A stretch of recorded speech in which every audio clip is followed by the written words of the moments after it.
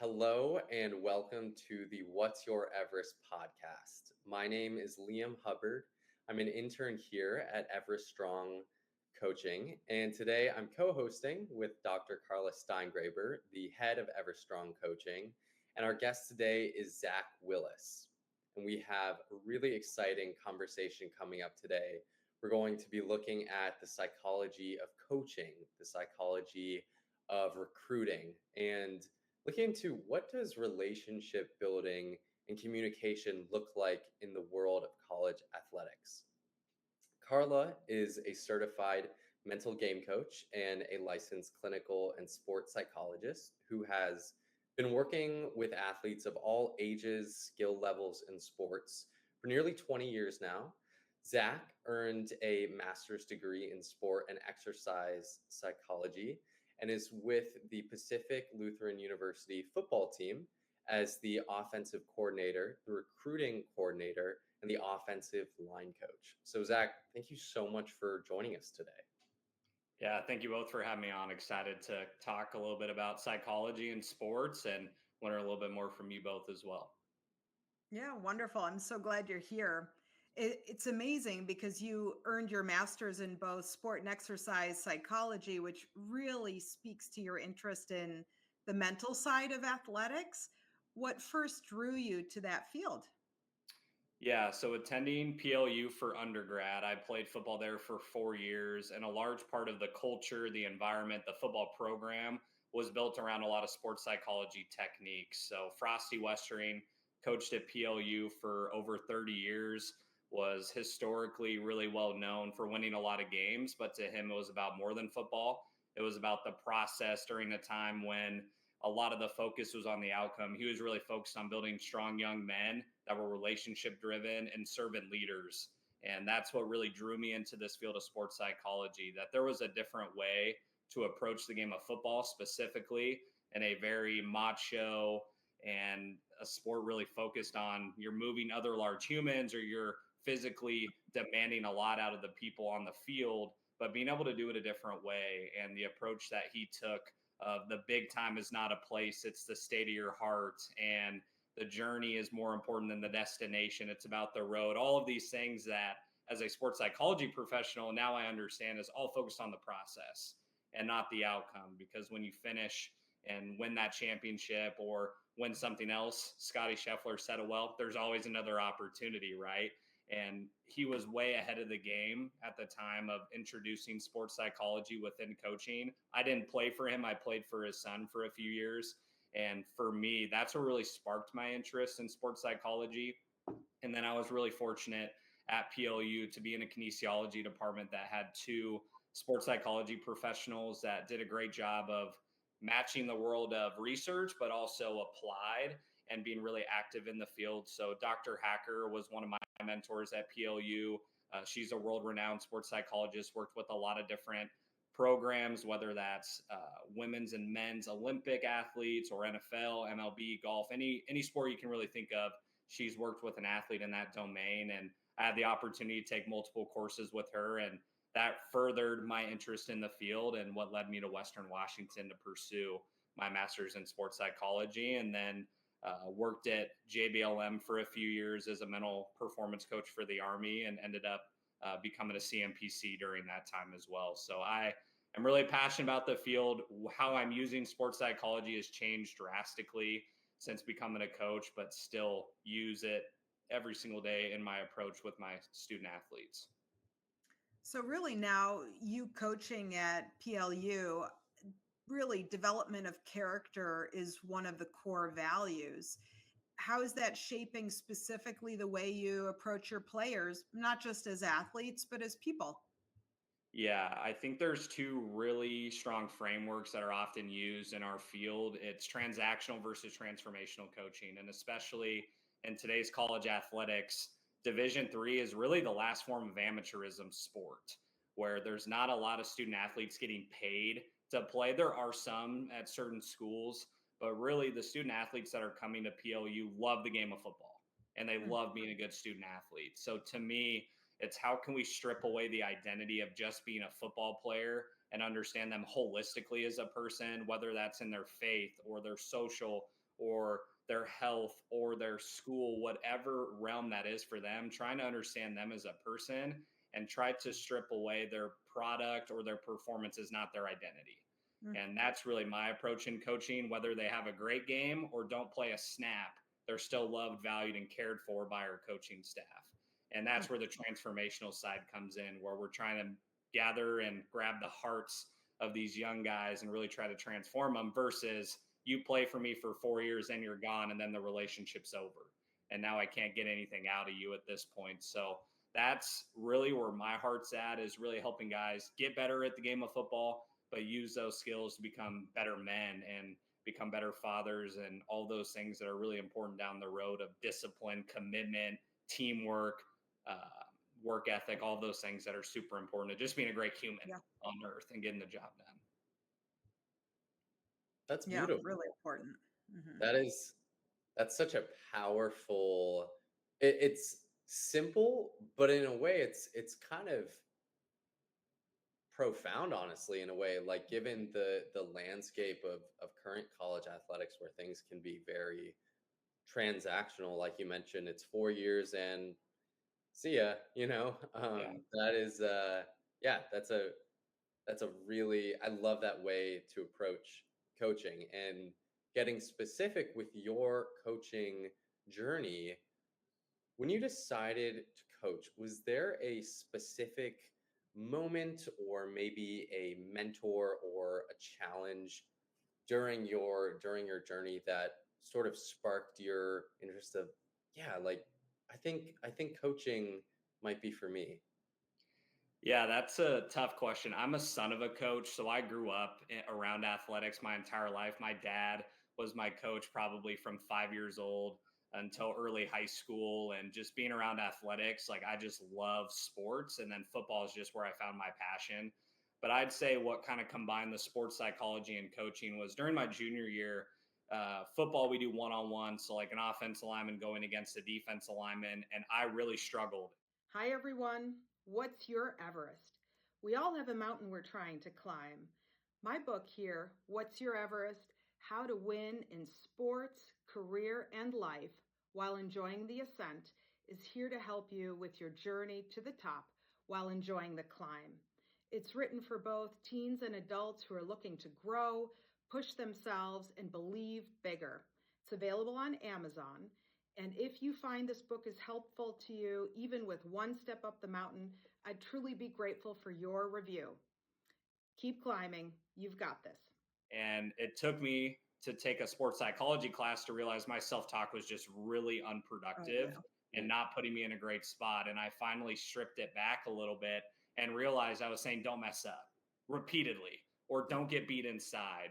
And to no fault of some of the coaches, a lot of coaches are telling student athletes to do the opposite, like don't fumble or don't step out of bounds or don't make that throw, when what we know is that's not the most productive self-talk we can provide them. So going into my senior year, that was a huge shift for me of playing just to have fun with the game rather than fear of failure. And that was probably a large part of how I played sports, is to not mess up, to not make a mistake, to not look dumb, whatever it might be, as a perfectionist and as a competitor. And being able to shift that my senior year was a huge monumental change. And I definitely saw that impact in my ability to play the game at a higher level and really try to close the gap of my potential. But that's probably when it really clicked of, man, I just want to help more guys understand that your mind can just play such a huge factor, for better or for worse, really. Yeah. And for me, it was for the worse, because I would do any other team segment, I would be just fine. Like we'd go team 5-on-5, not a big issue. But one on ones, it was like a curse. It felt like just that cloud hanging over your head that you couldn't get rid of. And I would dread. And now knowing just the ABC model, it's like, holy cow, like my activating event was so prominent. My beliefs were so prominent. No wonder I felt a strong level of anxiety and my heart rate would increase. So trying to help our guys understand that too, for big games, small games, practice reps, all that stuff. So I think that's when it really clicked for me. Wow, our mind's pretty powerful, and I want to help guys understand how they can use it to better their performance. Hmm.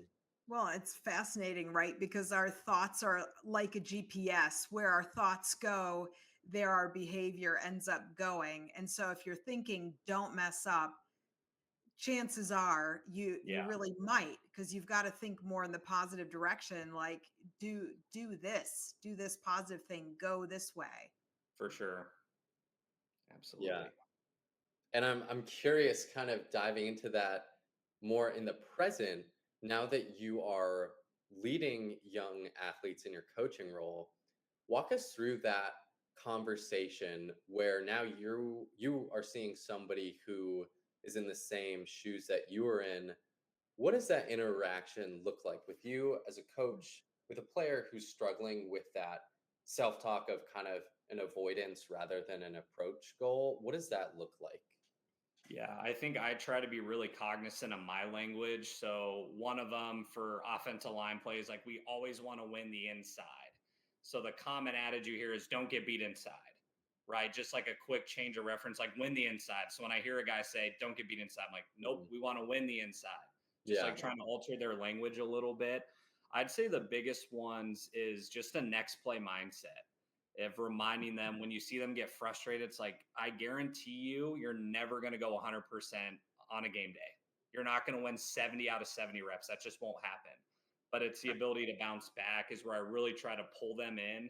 So during fall camp every year, we'll talk refocus routines. That's probably one of the most common skills we discuss is all of you are going to make a mistake on a Saturday.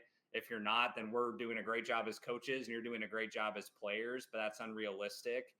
So just teaching them skills or a cue to bounce back. So a lot of them, it's like physical cues. For me, I would tell them to just like strap your helmet, like lock it in, like to remind myself to be back in the present. Yeah. But for those guys, depending on each one, some of them I just need to tell them something quick, like next play. Other guys, I might need to pull them aside and have a longer conversation and just try to get them back into the right headspace, or pull them out for a few plays and let them reset and then put them back in. So Mhm. each guy's Yeah. unique and you have to meet them where you're at. And that's probably the biggest challenge of coaching is it's not a one size fits all. For some Mhm. guys, like that positive versus negative self-talk, some guys are just really strong worded, but that helps them play better. Like when in our sense, it's like negative self-talk, but for them, it's actually productive. It's helping them go in the right direction of Mm. meeting them, challenging certain guys. So that's probably the biggest challenge because I wish as a sports psychology professional to be able to just give each person the same exact recipe and be good to go. But each one is just so unique. And for some guys, they need a little more time. Others, it's just a quick cue and they can bounce back pretty quickly. Right. That makes sense. Yeah. Thank Yeah. you. Yeah. Tell us a little bit about the psychology behind recruiting. I mean, when you're evaluating prospective players for Pacific Lutheran, what inner qualities, the mental, the emotional, the behavioral, what do you pay the most attention to? Yeah, I'd say the biggest things when we're talking to their coaches are they hard workers? Are they showing up on time? Are they doing what they're supposed to be doing? And really the biggest one is do they love the game? Especially at our level, D3, you aren't getting athletic scholarships. A lot of student athletes aren't getting NIL money and they're paying a good amount of money to come to our university. So the quality of like motivation and passion for the game has to be at the forefront because if it's not, they're not going to end up staying for 4 years. And they're usually the guys after a year or two, they just fade out and it's just not the right fit. And for us, one of the first questions I ask is how much do you love the game of football, 1 to 10, and what do you love the most about the game? And Mhm. really, what I'm looking for there is what are specific things that they're passionate about. For O line, like, do they like hitting a defensive lineman? For some of them, that's like their release is the physicality. For other guys, they just love being around their teammates, or they say, I love the camaraderie or the brotherhood or the family. Those are things that are really important to us, is how they mesh with our guys. So, really, the psychology of recruiting, we learn a lot about recruits when they come to our campus and they hang out with our current players. And usually the current player is like, oh, he'd fit perfectly within our position room. Like he's a goofball. He likes to have a good time. And he's definitely committed to being the best version of himself he can be. And those are really the things that we're looking for is motivation, what fuels them about the game. That's probably the biggest priority. And then after that, it's a lot of the life skills that you need to be just a high quality person of character, of being able to show up on time, a willingness to listen and receive feedback. And the other part of that is too, there are some student athletes that come to PLU that we need, and there's some guys that come to PLU that need PLU. And there's some student athletes that might not be where we need them to be character wise, or where we need them to be mentally strong wise. And that's our job to help improve and work with them. So when they leave PLU, they're in a better place than when they got to PLU. So it's kind of that unique environment where maybe, I know one of the questions was like, how home environment in the state of Washington, like we're going to have some guys that might have a really tough home life, and they really need the support and mentorship of coaches that care for them, and having father figures or just adult figures in their life that are willing to pour into them. So there's going to be some guys that might not hit the metrics we're looking for, but we know that we can help, or we can help grow and improve during their career. And probably the last one is some form of just like resilience or willingness to just bounce back or adjust and adapt. And coming to games or seeing them in games, we can really get a sense of that, their interactions with teammates. But just with how busy the season is, that's pretty rare for us to get out to high school games. But when we have them at camp, it's a great opportunity for us to see how they interact and how they bounce back after a good play or a bad play. But those are some of the main things we're looking for. So to summarize all that, motivation, love for their teammates, and then really character excellence is the priority. Performance excellence, we can always improve down the road. But both of those things are things that as coaches we're called to help work with each student athlete on. Well, it's interesting how you're talking about this because, of course, you had referenced the transactional nature that can happen. And, adults in these kinds of leadership positions certainly have the ability to be such a positive influence on a young person in their motivation and their self-esteem, even how they view what their potential is for the future beyond football, beyond sport, beyond school, even, because something has to come next regardless, right? So Sure. it's definitely a position of importance that maybe people undervalue, that they can have such a positive influence. I know mental toughness is often talked about in recruiting. How do you actually assess it in real life? Are there moments on film, in conversations, or during a tough game that really show you what an athlete is made of mentally? Yeah, I think a lot of times we see that once they come to PLU, it's hard to assess on film.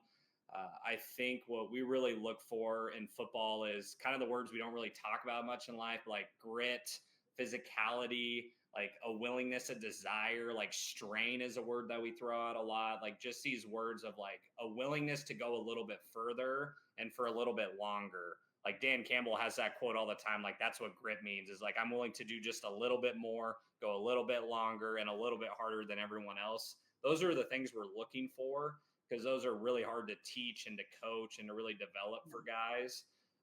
But we really see it when they show up, and we do something that's pretty unique to PLU.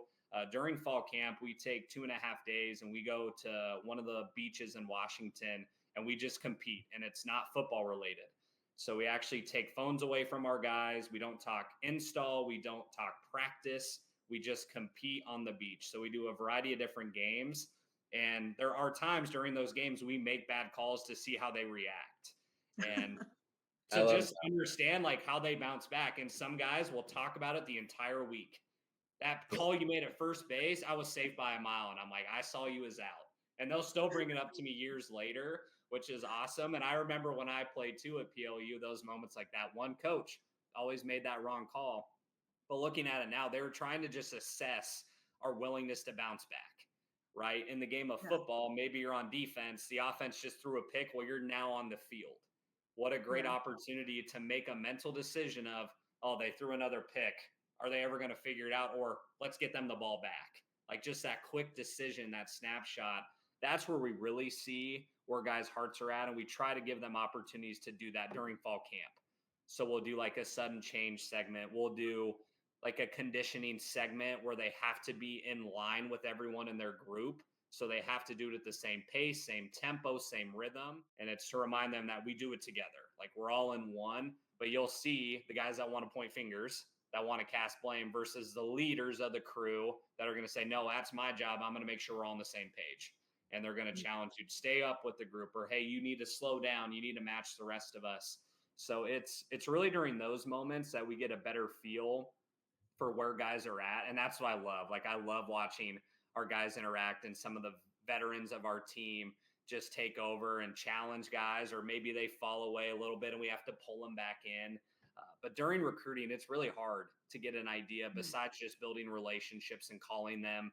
And a lot of our feedback comes from coaches, like high school coaches, of asking about their character and how they interact with them. And they're usually pretty transparent and open of, maybe this isn't a student athlete that's a good fit for you, or maybe they are, based on their character and performance. So it's a double-edged sword, because we kind of know, but we don't fully know until they get to PLU. And that transition from high school to college, whether you're prepared or not, it's an awakening for a lot of student athletes. It's new, and it's a challenge, and you're not the big fish in the little pond anymore. And you have to learn really quickly that you got to work for everything at this level. Yeah. Yeah. So would you say character outweighs raw athletic talent? Yeah, we talk about the two core tenets of our recruiting. One, it's got to be character excellence, and then performance excellence. But if character excellence isn't there, it doesn't matter how good of a performer you are. You're probably not going to be a good fit for PLU. And again, we have to find that balance of how can we get someone and improve and grow and develop them, but also make sure someone doesn't come in and destroy a culture or try to go a different path that's not in alignment with where we're at. And our head coach says it all the time, which I love this quote, is be you, but align with us. So if you want to wear all the flash on game day, do it. Just make sure you're in alignment with us. If you want to go down this certain path, just make sure it's still the mission and vision of where our program's at. I know that was a little side tangent from the question of character versus performance, but for us, it really does have to come down to high character. And they have to be able to perform at our level too. So it's a challenge, especially at the D3 level, when we don't have athletic scholarships, and trying to find great student athletes that want to compete. And we've been very fortunate. We found some student athletes that care about the game, care about being great students and being great productive members of society. And that's a large part of our mission as a university, is just thoughtful care, inquiry, and service for everyone in our area. So it's really interesting, because just like you're saying, one person can start to chip away at a culture that took a long time to build. So what can you say to parents or even young athletes, highly skilled athletes? Are there red flags, body language, entitlement, how they treat others that make you pass on them entirely? Uh, what does it tell you that this might not be the right fit for your team? Or what can you say to parents and skilled athletes? Yeah, I'd say the biggest thing is just always show respect to coaches. And it's a two-way street. A lot of coaches are the same way, is being willing to say no to coaches that you're not interested in their university. The era of ghosting happens very frequently. And it's just as simple as saying, Coach, I'm not interested in your university. I really appreciate your time. Like, to me, that would go a long way. It's never convenient. It's never fun to tell someone that, but I think it's great preparation for life when you have to make a decision and potentially hurt someone's feelings, or just make a decision that's better for you. I think that's something important for students and families, is like, ultimately, I tell every recruit that we talk to during the recruiting process, is you all are in the driver's seat. No matter what a coach tells you, no matter what a coach wants for you, you ultimately get to make the decision. Just make sure that you're doing what's right for you and your family, and you're being forthright of what you want. Is just being open, honest, and transparent, and I'll do the exact same for you. And I think that's really the biggest thing, is each student athlete wants something different, and that is totally okay. But just make sure that you're being upfront and honest, and communicating with coaches is a big priority. But the flip side is also true. Coaches need to do a better job of meeting athletes where they're at too in the recruiting process, and being open and honest. So it's a two-way street. But I would say, in terms of just like overall, like where we're at society wise, is just be really good where you're at, and the opportunities will come. I think more people need to hear that. It's not always the division level or the logo that matters. Is go to the place where you feel wanted, where you feel like it's home, and that's where you're going to thrive versus trying to seek a logo and go somewhere just because they have flashier uniforms or nicer facilities. Right. Buildings don't talk, people do. That's what's going to last. The people in the room with you in those buildings, that's what's going to last. So go to somewhere where you feel comfortable and you feel wanted, I would say is the biggest priority, and making sure that you're doing what you need to do. Because what we often see is when coaches go up to higher levels and maybe a guy wasn't interested in us because they were D3, well, now they're D1, now they're texting that coach. And it's like, oh, okay, now you've changed your heart a little bit, and we can kind of see where you're at in this process. So just be open, authentic, and honest, and coaches will respect that. More often than not, we'll say, thank you, we appreciate it. Because if not, you're going to receive continuous text of, hey, how's everything going? What are you looking for in the process? And they're like, holy cow, is this coach ever going to leave me alone? But if you just texted like, coach, I'm not interested, more often than not, they're going to say, okay, appreciate it. Best of luck to you in your future endeavors. Right. Yeah, it's great advice.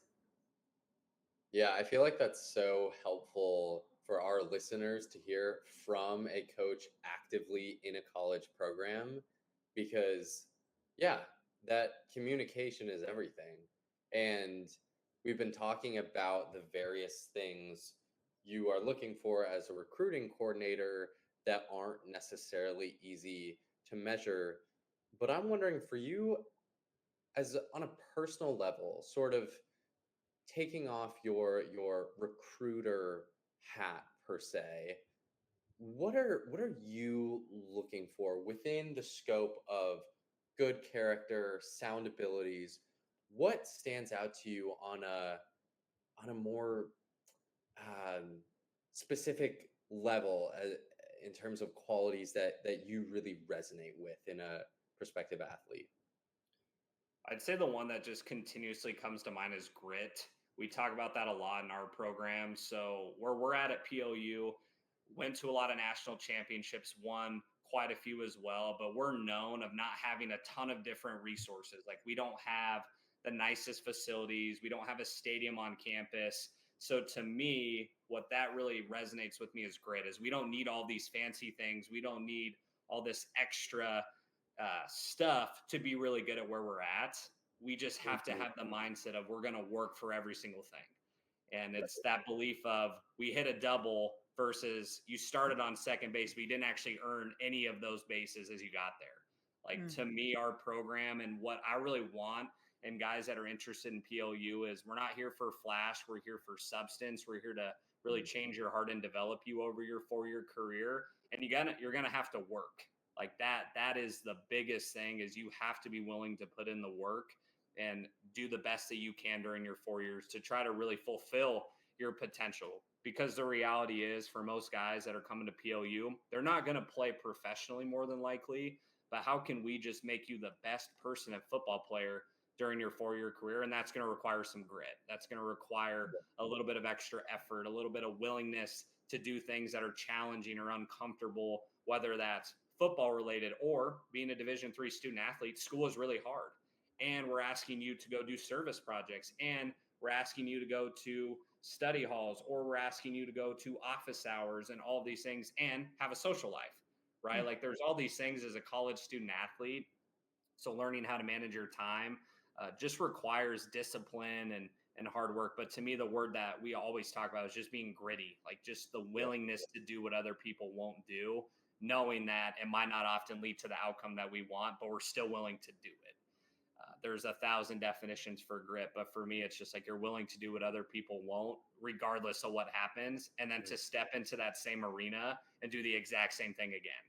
And that just willingness to continuously compete, because that's what the process is about, of just pushing yourself, and you have to have a little bit of grit to come to PLU. I love that. It's remarkable, because I think that's so underestimated. The value of knowing how to work hard. People will often get sidetracked or so focused on results, and they want to be the best at something.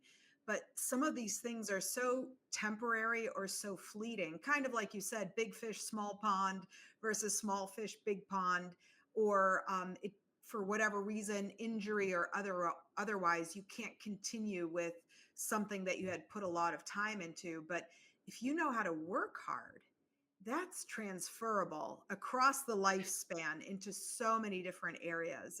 And like I said, I think it gets really underestimated. So I encourage my athletes anyway, and certainly clients that I'm working with, to focus on being able to work hard regardless of what the outcome is going to be. What Absolutely. about when you watch film and attend games? Are there cues you pay attention to beyond the obvious metrics, like behaviors or instincts that grab your attention that might be invisible on the stat sheet? For recruits or players or both? Yeah, I guess both would be relevant. Yeah, Yeah, and I'd I know say, you've mentioned grit, but other yeah. things? Yeah, I think communication is really prominent too.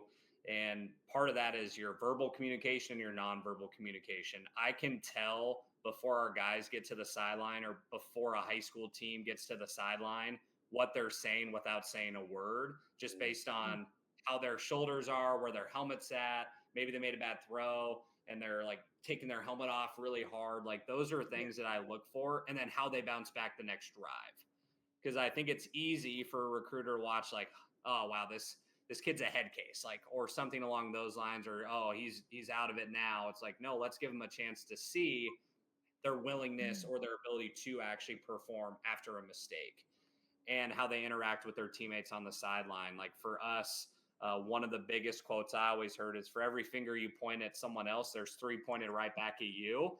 And that's always resonated with me.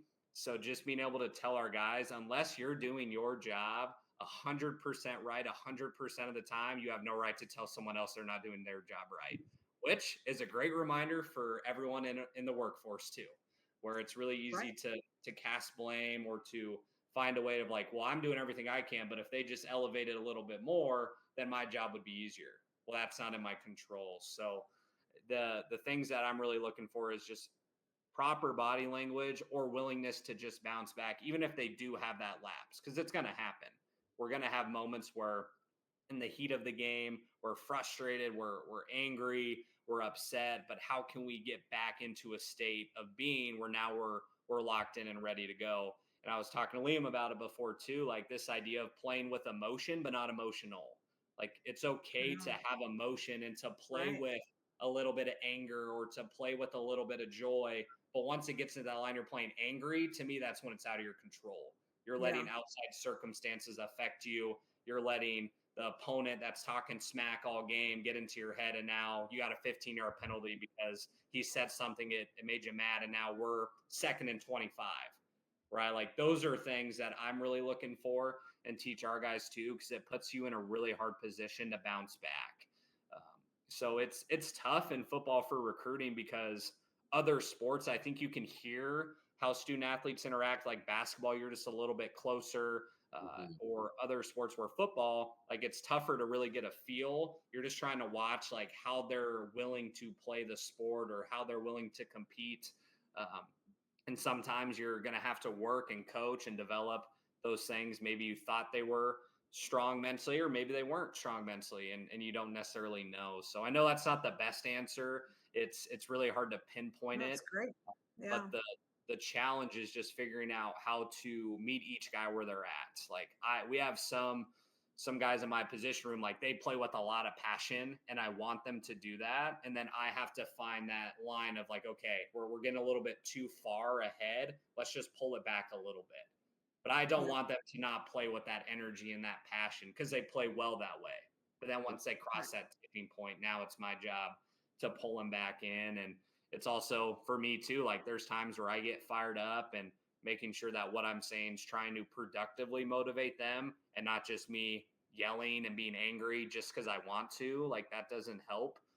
But reminding them of when we're not meeting the standard is really the biggest thing, is Mm. for our guys, especially, as we talk about all the time. Like our standard is when we're on the field, we should be scoring touchdowns, like, or else why are we playing the game? If we're punting the ball every drive, we're doing something wrong. So being able to assess, adjust, adapt, and then go attack, like that's the goal. And Mhm. have a willingness to do that when things are not in our favor. And kind of the last thing I'll add to, we talk about this idea of character is easy when things are going well, but to me, character is defined in the storms. Like that's when Right. we really see if you're resilient and you're willing to put in the work. That's the difference between the common person and the uncommon person. The common person, when things are going well, we're locked in, we're having a great time. But then once that first rock gets in the way, now what are we going to do? And the Right. uncommon person says, throw a bigger rock. I'm going to find a way to get through it, not around it. And that's what we're really trying to help our guys understand is like there's going to be rocks thrown in our way. You have the choice now. Do you just look at the rock and say, oh, that sucks, I don't know what I'm going to do? Or do you go around it? Do you go over it? Do you go through it? Like that's your choice. And how do you Right. do that? And that's up to you. So it's yeah, it's football is just such a fun sport to me because there's so many parallels to life. Like there really are, because Oh, there's yeah. so many challenges physically, mentally, emotionally, and it's truly about what's best for the team and how can I really serve other people, especially in my position room of O-line. The only time you hear about an offensive lineman is when there's a penalty. Like that's it. Mhm. So we are really sacrificing everything we can. So looking at recruits at my position, like they're the ones for O-line, like they're helping up their quarterback if they give up a sack, or they're 10 yards downfield hustling to go pick up their running back who just got a first down. Like those are things that I notice and that fire me up of seeing guys that are encouraging their teammates in the huddle, or they're picking their teammates up after a player. They're helping an opponent up. We talk about that, like offering a hand to an opponent, whether they take it or not, but just having that willingness to Yeah. serve or compete with. It's not competing against, we're competing with them. Yeah. And we're all trying to compete for the same thing, to be our best. And one team's going to win and one team's not, but how can we compete with? It's a good point, right? Because there's only a game if there's another team willing to play with you, Yeah, right? So we really are in some ways all on the same team, even though we divide it into two. It's absolutely. interesting. Have you ever come across a recruit who was completely under the radar, maybe overlooked by bigger schools, but had something in them that really stood out to you mentally or emotionally? Yeah, we have quite a few. So our roster is predominantly Washington State guys, but we have quite a few guys from Hawaii. That's probably our second highest number of guys on our roster is guys from Hawaii. And we have a few that came in as walk-ons, and by their second year, they're starting. Wow. And they're guys that might have been undersized or guys that sat behind a Division I football player in high school, so they don't even have high school tape. And they come to PLU, and it's just based on pedigree or being a part of a great program, or their coach really advocates for them. We're like, okay, like we'll add them to the roster, and then they end up being one of our top players. Mhm. So that's been really fun to see. Like some of our best Incredible. players are guys that are maybe from a really small school. And that's where we're really looking, is for those small school guys that love the game, that want to compete and be their best. And they come, maybe don't have a ton of offers, and they have a great career at PLU. And really, what sets them apart is they just have a different love and a different passion for the game. It's almost like this respect for getting the opportunity to compete. And that's where I think the higher the level you go, like that's where it changes a little bit, where we feel entitled to things, and the game can be taken away from us so quickly. But seeing these guys that just didn't have a ton of chances and just embrace their role as a scout team guy their first year, and then their second year, they're growing and improving, and then they're contributing for us on Saturdays. So it's part of how we coach and how we develop. And I think this is really important too for any coach, is just because someone shows up and you don't have high expectations for them does not mean you should maintain those expectations all 4 years. Mm. And I think it's really easy as a coach to say, oh, well, I don't anticipate Liam playing one down for us in his 4 years. But if I have that mindset every single year when Liam's at PLU, I'm doing him a disservice. I'm not giving him a fair shake to actually be the best version of himself he can be. And there's this idea in psychology too of the confirmation bias, right? Where if I view Liam as not a good football player, then I'm only going to see the bad stuff he's doing, and I'm not going to be seeing the good stuff he's doing. So Right. that's where I think as a coaching staff, we do a great job of coaching every single student athlete on our roster, whether they're a starter or a backup. We want to help them develop, so then they get their opportunities to compete. So there's probably 5 to 10 guys that I would say maybe came in as a walk-on, quote unquote, that ended up being all conference or starters, and We just graduated a fifth-year senior who was a 5'7", 215-pound defensive end, which is really undersized even at our level. And he was a four-time all-conference, like three-time captain for us. Wasn't necessarily under-recruited by us, but really under-recruited by higher levels because of his size. And he is a guy that just got after every single person in the best way possible. And he had a great career as a player, but also as a leader. So he's one that really stands out to me, where if you look at him on film, you're like, this undersized 5'7" guy, like we should dominate him. And you're watching us play other teams and they're like double teaming him, triple teaming him. And they're doing everything they can to make sure he's not impacting the game because of how good of a player he was. So that one's a cool story and fires me up to see some of those quote unquote smaller guys or not high caliber football players play at a really high level. I love that. And in terms of finding those types of athletes or just finding athletes in general, I know that we've discussed that looking at family dynamics, their support system, social interactions is a really important component of your recruiting process. When you're looking at those environmental factors when someone is in high school coming into college, how well do those factors usually predict how effectively a player adapts once they're, into your system? Yeah, I'd say the biggest one, and I mean this in the best possible way, but really quickly in the recruiting process who's making the decision in the family. Mm, yeah. Is the parent the one really wanting them to go play college football, or is it the recruit that really wants to go play?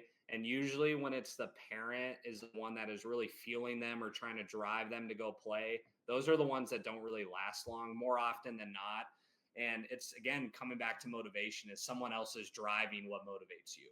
Maybe it's fear of punishment or shame or guilt. Like when we're talking about that arrow and understanding motivation from self-determination theory, like that's where the challenge comes in versus the recruits. It's like when you ask 1 out of 10, do you love football? And they say 10, it's like, that's part of their identity, right? Or they just love the outcome of the work or the discipline or the commitment, all of those things. Like that's really what I'm looking for and trying to understand. And I've been asking that question more because what I've seen is when I don't, those are usually the student athletes that fizzle out earlier. And I find out year two, it's like, oh, I didn't really love football even when I came to PLU. And it's like, oh, dang, that's too bad. I wish I would have known. Not that it would have changed how we recruited or interacted, but at least I could have tried to get a better understanding of what was motivating them when they played, or how to better understand, like, why did you start playing football in the first place? Or why do you love the game? Like what fires you up? And then try to use that as fuel a little bit more to really understand what they do love about the game. Because when you play for a long time, at some point, like you're either going to hit that stage of just like, this is a lot, especially being a college student athlete. Like when we're a morning practice team and it's November and it's rained for 10 days straight and it's 5:30 in the morning, it's pretty tough to wake up and want to go out on the practice field. I totally understand that. Right. But what are you going to use to help motivate you to get out on the field? And sometimes it's those thoughts of like, well, you better get your butt out of bed, right? Or whatever it might be. Or a teammate literally dragging you out of bed to get you to practice. Like those are the biggest things I look for, is who's the one that really is passionate about this process. And if it's all of them, then that's even better. Because then, the parents are going to be supportive. Like we've had parents in the past where their son calls and they're like, no, you're still putting the work in. Like you spent all this time, like they're motivating them to keep working hard at it. And the kid just needed that reminder. Right. And that's like the perfect synergy when all of them are on the same page. But I mean, we see it all the time of either some are being pushed to do it just due to family dynamics, or they're the ones really leading it. And that's when that usually ends up in a good 4-year experience for them. But they also need the support of their family too, financially, emotionally, like all of those things are a huge part of it. But our families, whether they come from a big family or not, they really get around our guys and support them and feed them and have them over to their house all the time. So we have a really good community of families that are willing to support. But that's one thing in recruiting that is just something we're paying attention to and trying to better understand, so we know whether it's going to be a great 4-year experience for them or not. Yeah, that totally makes sense. Once a player does join your team, how do you continue to invest in their mental development? Are there habits, conversations, intentional practices that you build in to help them stay grounded and resilient? Yeah, that's the challenge of using my background, but not being a mental performance coach for the team. And I really try to distinguish those roles. And I'll give you a quick example of when that can cause issues is if a player on my side of the ball comes up to me, or a player on the other side of the ball comes up to me and is like, Coach, I'm not mentally ready to play today. So now what is my role? Am I their coach? Am I their mental performance coach? Like, do I teach them a skill really quick? Or do I tell the head coach, like, hey, this DB just came up to me and he's really worried about how he's going to play today? So it just puts me in a unique spot. So I say that to just tell our guys, like, I have a background in sports psychology. I have a certification in sports psychology. How I coach is influenced by that, but I'm not necessarily going to get up and teach confidence for an hour. Like, that's not my role. That's not really what I'm trying to do. But a couple examples that come to mind for me is one is goal setting. We talk a lot about goal setting, how to set effective goals, how to really focus on what you need to focus on. We talk about imagery. So just like as a skill, how can we use it? When can we use it? So we tend to show photos on like a Tuesday of where we're playing. So we'll show photos of our opponent, what uniform they're going to wear. If we can find videos of their games, like maybe their entrance on the field, we'll show them that as well, just to try to give them that full scope, that full environment, so they get a feel. So when they get there, it's that common adage, like, I've already played here before, whether they played there or not. And then really the other two, skill wise, that we talk about, refocus routines, then attention. And we talk about them a little more briefly or a little more broadly. But for focus, especially, I hear coaches all the time yell at athletes to focus, which is super unproductive. Like, that doesn't actually help them at all. So being able to Calm tell them, down, relax. yeah, exactly, all those things. But telling them what to actually focus on with intention is really important. And to sum up, like, some things that I really try to do with our guys during practice is I don't just tell them good job. Like, I try to add in a layer, like a quick sentence of what they did well. Mm. And part of feedback is sometimes I don't need to give them feedback. And that's the really hard part about coaching is we feel this desire, this need of, like, if I don't coach every rep, they're not getting better.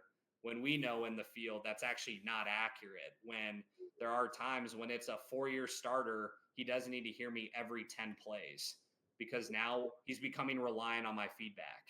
And the reality is on Saturday, I can't tell him anything during the game. And that's the hard part about football. Like, I could yell as loud as I want, but there's no way they're going to hear me. And there's no way they're going to be able to make that adjustment. So being able to provide specific feedback, not just good job, but telling them what they did well.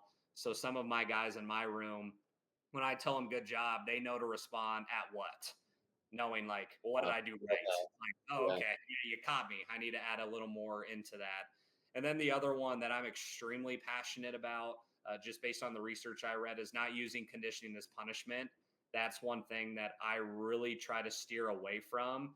Obviously, it gets back to this idea of motivation, right? If you get a false start, we're going to run. But conditioning is inherently not bad. We actually need to be in shape to be good at our sport. So to me, I'm going to tie it back to motivation. If they don't turn something in or they show up late, they're going to miss practice. So if they're 10 minutes late to meetings, they're going to be 10 minutes out of practice. If they don't turn something in, they're going to miss the entire practice, whether you're a starter or a 4-string. Because to me, what I saw the greatest change is a 5th-year senior offense lineman forgot to turn something in. He sat out an entire practice, and every single week after that, he texted me, he said, hey, Coach, I want to make sure you got my scouting report in. What a great life skill to actually follow up and confirm that things got done. But that whole practice, he was so frustrated because he didn't get a practice with his teammates. And that's how I know what his motivation was. His motivation was playing with his brothers, being a part of the program, and he loves the game of football. So it was more painful for him to sit out than for me to run him the entire practice. Yeah. And to me, that's a greater lesson 2 years down the road of one, when maybe he's working for someone else, he checks in like, hey, did you get my essay that I was trying to finish up? Yeah, I got it. We're good. Versus assuming and not knowing. that they received it. So I really try to not use this kind of dangling carrot of conditioning as punishment, which is really easy to do. And trust me, there are times I really want to use it. But I know that if I kick them off the field, they're going to be more upset about that than just running the entire practice. And they will hopefully leave. My goal is that they maintain that physical activity when they're done playing football, because that's really commonly seen is once you're done playing sports is you stop working out, you stop doing what you need to do. And I want to make sure that they leave knowing like it's good to work out, it's good to be in shape, and Yeah. it's not punishment. Because as an offensive lineman, when I heard running, I'm like, I did something wrong. And that was really hard to get out of after college of like, no, like running's not inherently bad. Like we can do Right. it. It's okay. So that's a challenge constantly. But I think again, if I'm trying to stay in alignment with the field and really use that, I think it's important to let guys know if they're not meeting the standard, we're not going to run. You're just not going to practice, because Yeah. it's an opportunity and it's not an entitled thing. Like you can lose that rep and be done. And I've seen that be really productive for guys to bounce back the next day and have a really good practice and get after it. Yeah, it's Yeah, a really good mental shift. I was about to say the same thing. I think that, well, and that points to, your sport psych background, being in touch with what's going on in the field. And to any coaches watching this, I mean, that's gold. What you laid out right there, that shift in motivation, as we've been talking about, is key. And it sounds like it really, as you were saying, not only are you going to be a better football player, 10 years down the road, you're going to be more set up as just a more confident, self-aware person. And Well, Zach, at the end of these interviews, we always ask our guests, what's your Everest? What's your next big goal? yeah, that's I read that question probably 5 times, and I wish I had the best answer possible. And I've been talking about it. You asked the question about recruiting, like making sure you're not searching for logos. And for me, I just want to be really good where I'm at. So I really just want to make an impact at PLU.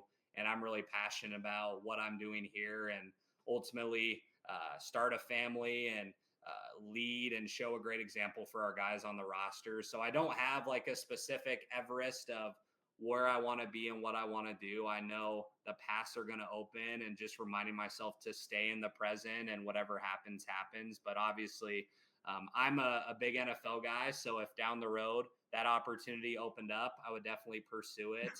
Yeah. But I think really where I'm at and just trying to practice what I preach is just trying to be really present with my current role. It's a new role for me as of February. So I want to make sure I'm doing the best for our guys and being able to balance both. And I think in our field of coaching, especially football, I think the biggest challenge is finding this work-life harmony. It's never going to be a balance, but the harmony of being able to be a good husband, be present, be a good father when the time comes, and like be a good friend, be a good brother, all these things, and also be a great coach. So I think that's what I'm really excited for, is just continuing to navigate this process of being the best version of myself every day. And it's ongoing challenge. It's an ongoing journey, and we'll see what opens up down the road. But that's kind of a generic answer, I know, and the sports psych cliche answer. Yeah. But I think it's really important to just remember the opportunities will come if you're really good where you're at.